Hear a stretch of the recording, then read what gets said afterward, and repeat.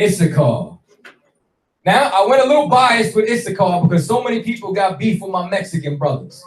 So it's probably going to be about 15, 16 slides just on Issachar. Because I don't want to hear a goddamn thing after today. Promise you. So now, Issachar is a strong ass crouching down between two burdens. If you go and you look at a lot of Issachar murals or culture, you'll find an ass, which is a donkey, you understand, with a bag wrapped over it, you understand, meaning what? Issachar is hard working, you understand? When I'm not here, I'm working construction, and I hate working with Issachar because they think I'm gonna work like them. I'm like, I'm Papa, I'm Puerto Rican, we don't do this. You know what I'm saying? I'm not doing that. You know, he's up there with no harness, one leg like this, like hanging off the side of the building. I'm like, bro, I can't pay me enough to do that. So, ain't even my land. So he saw that rest was good because what do they have down in Mexico? They got the siesta. You understand? They tried to enslave the Mexican Indians, and during a certain part of the day, they would all just stop working unanimously.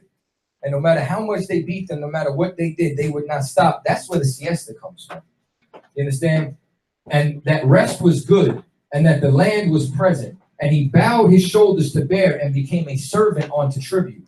Issachar go and do all those jobs that nobody else would do. Issachar made himself a servant unto tribute. Well, let's see if there's any archaeology on this. Next slide. It is not improbable that the Jews who were driven from Nineveh by Salmanasseh wandered into uninhabited regions. According to Herrera, the Indians cherished that the tradition that the Yucatan had been settled by tribes of the Orient, meaning what? The Far East. Next slide. Well, where the hell is the Yucatan? The Yucatan is the peninsula. It is the first spot that the Spaniards invaded inside of North America when Cortez came. You understand? So this is Mexico when we're talking about the Yucatan. Next slide. Now, this is Bernard de Sahagún. It says Bernard Sahagún was one of the very first preachers in New Spain, which is Mexico. He was also a Franciscan Spaniard who spent 60 years among the Indians. He acquired a great proficiency in the knowledge of the Aztec language and history. Sahagún, amongst his many works, most famous for his volume compilation, General History of New Spain. One of the many facts of this Franciscans that he brought out is in support of the Aztecs being one of the lost tribes of Israel. So once again, you keep going inside this culture and they're all saying the Mexicans are Israelites. Right. They are the lost tribes. Right. And this was written before they brought Judah here. Right. These are all written in the 1500s, 1600s. Next slide. Some old men of the Yucatan say that they have heard from their ancestors that this country was peopled by a certain race who came from the east, whom God delivered by opening for them 12 roads through the sea. If this is true, all the inhabitants of the Indies must be Jewish descent. Next slide. That was written in 1566, by the way. Many customs of the Mexicans strongly savoring at Judaism, besides that of circumcision having already been noticed, such as their wearing fringes fastened to their garments, practicing frequent ablutions, attending constant public places of worship, which they were summoned to by the blowing of horns, as the Jews are at the synagogues, anointing themselves with oils, addressing each other with appellation of brother and sister, which is what the hell we've been doing. Right. You understand? Akwaf. You understand? Come on, man. I know y'all heard that Erica Badu song. So now, you understand, they turn around, they say, allowing their priests, their hair to grow long like the Nazarites, though some, I can't even read that word, tonsured, they frequently doing penance, strewing dust on their heads, blackening themselves with ashes, which is exactly what we would do during a time. We would rent our garments and then throw dust on ourselves. So now you start to look all through this. All of this is taken from the Antiquities of Mexico in 1830. You understand? Give me the next slide. Once again, y'all get this at home. Pause it, read it. I'm trying to get through this as fast as possible. We got a lot of information to go through still. Both the Mexicans and the Peruvians. So now, once again, we're talking about Issachar and we're talking about Asher. Were accustomed to taking off their sandals whenever they trod upon holy ground or entered the places of their kings. This is exactly what the Lord told Moses to do. You standing on holy ground, unloose your sandals. The same thing that the angel told Joshua. You understand, in the 5th chapter of the book of Joshua. This is exactly what we would do. It says, it is certainly very extraordinary to find Oronco. So now, once again, this is in Venezuela. So it says, the voyages to the West Indies, that the Indian nations so far remote from each other as those of the Oronco and the tribes who live in the confines of Peru and the banks of La Plata as well. So now what you're starting to see is they're going through all South America, and they're going from Venezuela all the way on over to Peru, all the way on up to Mexico, all the way on down into Chile. And they said that, why are they all using circumcision? And why is it that all of them abstain from eating the flesh of swine? Because this was Levitical law. This is exactly what we've been doing, man. Next slide. Whoa. Whoa. What do we got here? This is an Issachar, right? This looks like my man from Carolina. Dawud, what's his name? You know what I'm talking about, man. Lahab, brother. Tell me this don't look like Lahab, bro. This Lahab at the Passover, man. You understand? Yahweh Allah done made this chain. Karab done made this Torah. You get what I'm saying? Like this right here, this is the Passover. And what you see fringes on everything. You understand? You see a garment girded with a belt, a war belt down to the paps. Right. You understand? Come on, man. I'm just being extra now. Next slide. So now, what y'all see right here? You understand? You see the Magunda with that right up in the earring. You understand? It's like Captain Chaataza right there. He always rocking that. So now it says that this right here was taken out of Mexico. They said that this was a Mayan dignitary sailing on a ship. They're trying to say the Indians couldn't sail. You understand? What the hell is he doing with this headpiece on? Tell me that don't look just like what was carved up in Puerto Rico. You understand? You start to take a look at all these. I guarantee you this is open at the top. You understand there's a Mitri, right? That's right. You understand that they following all the customs and culture of our people. Next slide. So now they start talking about the symbolic headdresses on this Mayan stele.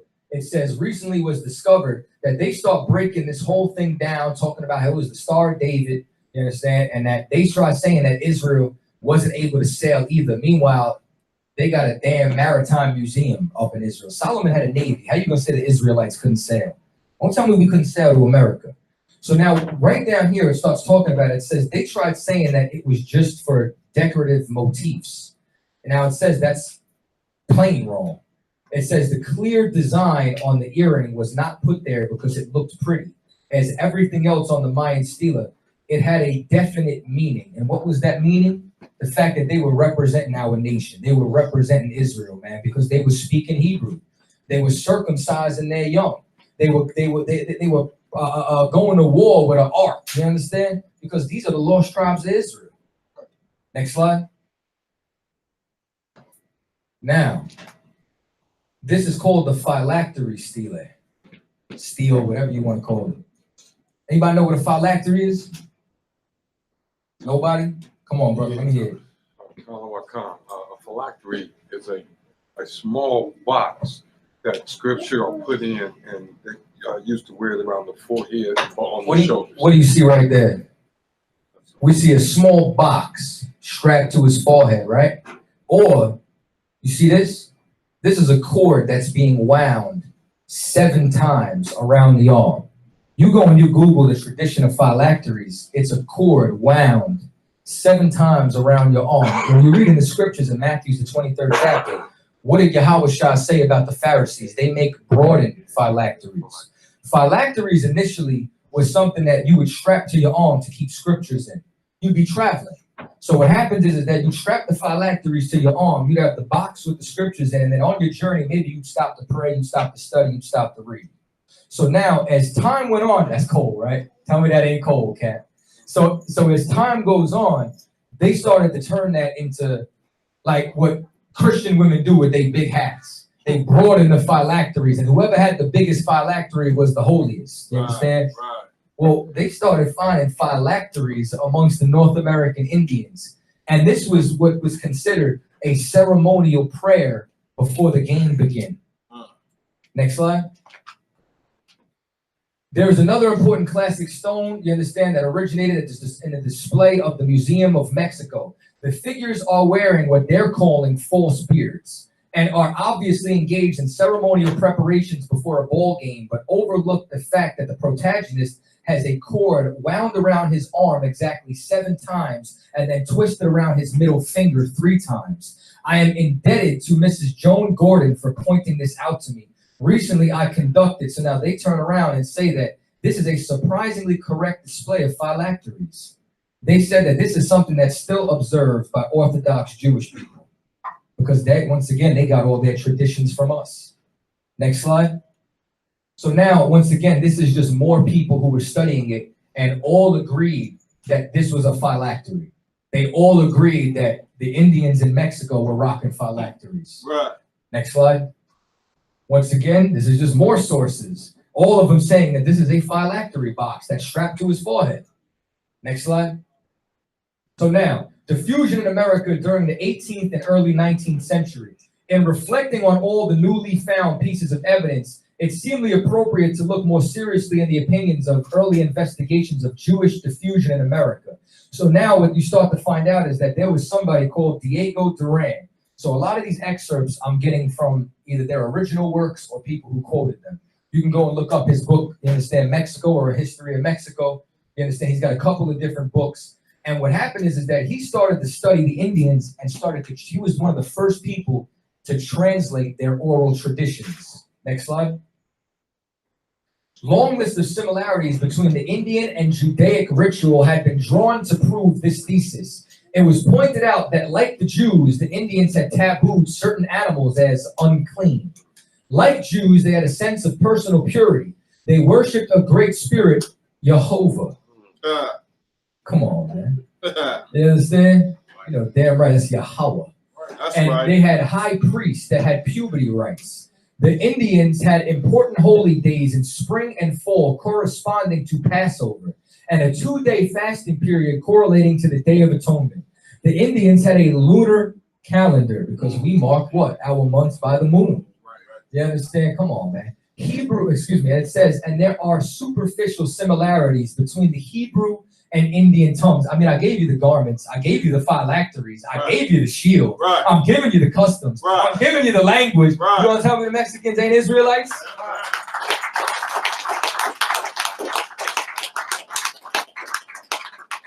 It's not over yet. Next slide. So now this is all written by Diego Duran. He concluded that the Indians must be descended from the Jews. His opinion was based on the strange ways and customs.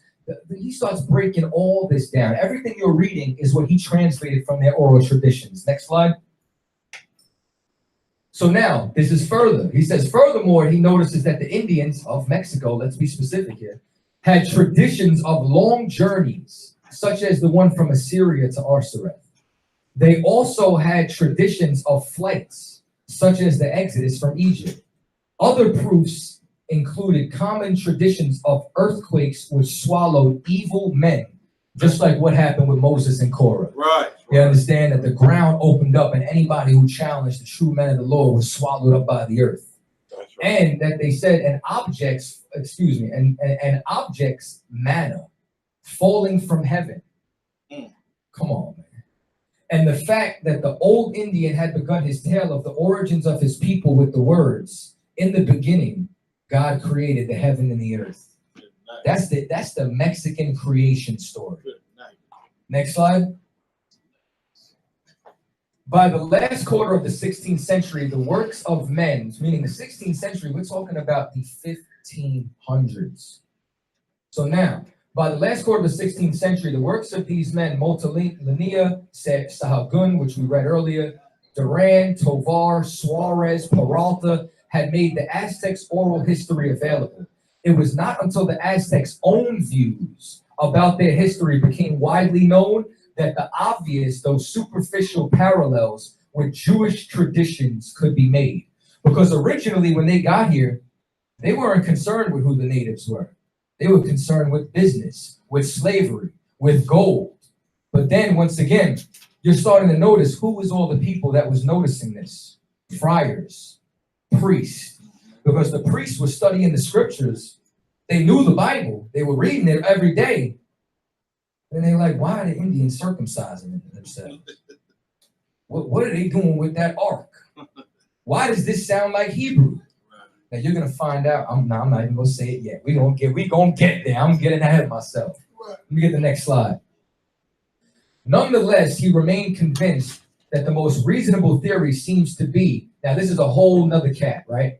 He says that they are descended from the 10 tribes of Israel, especially the tribe of Issachar. Right. This descent was, now once again, we didn't know this in 69. Right. So now who are they identifying as Issachar? It was 3 writers. Give me the next slide.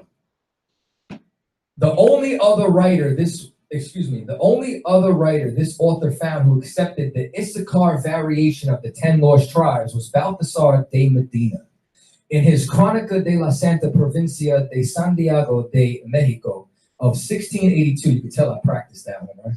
Although Medina thought the South Americans and Yucatans were descendants of the father of Ophir, the Mexicans are originally of the 10 tribes captured by Salamanca and the family of Issachar, whom the Indians recognized as their special ancestor. The Mexican Indians said they come from Issachar. So y'all know better than them. Y'all know better than the Mexicans, right? Y'all know better than them. Y'all know better than the historians. Right. Y'all know better than the Most High. Nah, right. You don't. That's right. You understand? You better get in class under Commander General Yohana, shut your mouth, wear all black, and learn something. I feel like dropping the mic. I'm telling you, like 3 times I want to do this. I'm not going to. But it's all right. Next slide. Now, here's something else, too. I didn't have time to get into the Olmecs, but black folk, stop trying to make this African. Right. You get what I'm saying? That's right. Because this is clearly a Negro, but not that Negro. This is an Indian Negro. That's right. This is the Negro de la Tierra. That's right. Indians of the land. The Negroes of the land. This is an Issacharite. This is a Reubenite. Do you understand? Because what they call them the Olmecs was really the first civilization here. And what you're going to find out is that if you start studying, all these different civilizations had trade routes. You understand? Like the Taínos were trading with them in Florida. Right. They were trading with them. They were trading with the Aztecs. The Aztecs was trading with all these other different lands. Like there's a direct link between the Mayans and the Aztecs and the Taínos. Why? Because they were all speaking the same language. Because they were all brothers and sisters of the lost tribes of Israel. That's right. That they knew that the sons of Joseph were on islands nearby. Right. We knew that we were the tribe of Reuben. We knew that we were Issachar. That's right. Next slide.